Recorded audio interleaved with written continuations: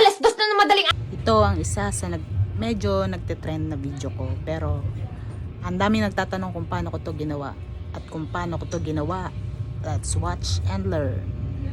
So syempre pupunta muna tayo sa TikTok, buksan natin yung TikTok, and then yung ginawa kong video, ito na yon. Dito muna tayo, pipindutin nyo lang po yung plaka na yan, yung use this sound, and automatic mapupunta po kayo sa pagre-record. Ayan, pindutin nyo lang po yan. At ipopwesto nyo na po yung cellphone nyo kung saan maliwanag or kung saan yung gusto nyong background. At syempre, unahin natin i-record yung nasa likod kayo. Yung po yung una nyong i-record. Pipindutin nyo lang po itong timer na nasa kanan. Yan, kung ano pong gusto nyo, 3 seconds or 10 seconds. Tapos pindutin nyo po yung start countdown. Habang nagka-countdown po, pumwesto na po kayo dun sa likod. And ready na po mag-dub smash kayo dapat.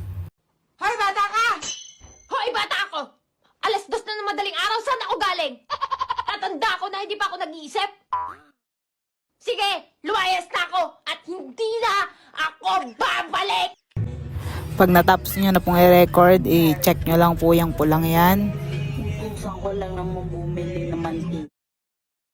Check nyo po ng pulang yun, hanapin nyo po dito sa kanan yung save.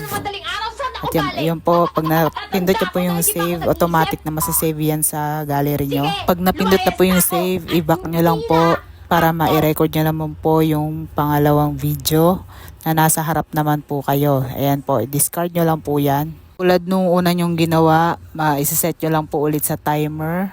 Alala lang po kung saan nyo nilagay yung cellphone nyo kanina, dapat ganun pa rin po yung cellphone nyo. Para po pag nag-edit kayo, medyo malinis po yung pagkakagawa.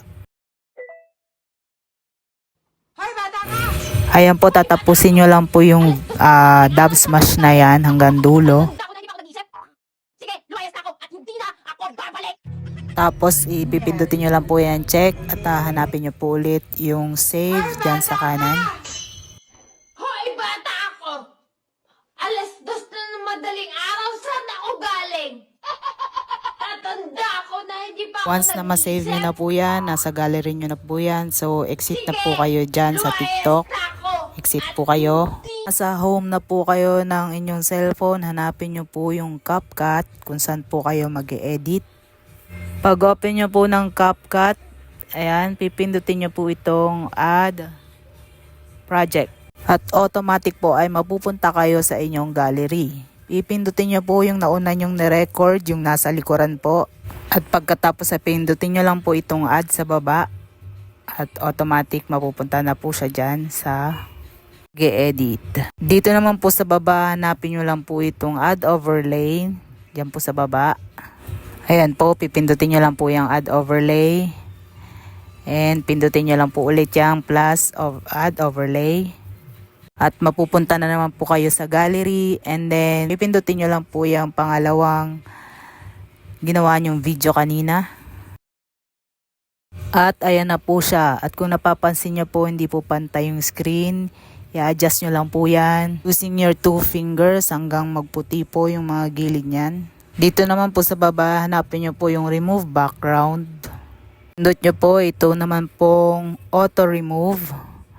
At yan po, nagka-counting na po siya. Hintayin nyo lang pong tapos yung countdown. Tapos pindutin nyo lang po yan, check na yan. And then ready na po yan. Huwag nyo pong kalimutang burahin yung CapCut sa dulo. And then pindutin nyo na po itong save. At automatic masisave na po yan sa gallery nyo. Hintayin nyo lang pong mag 100%. Pag natapos nyo po yan, pwede nyo na po yung i-post sa inyong Reels or sa inyong FB account. Thank you!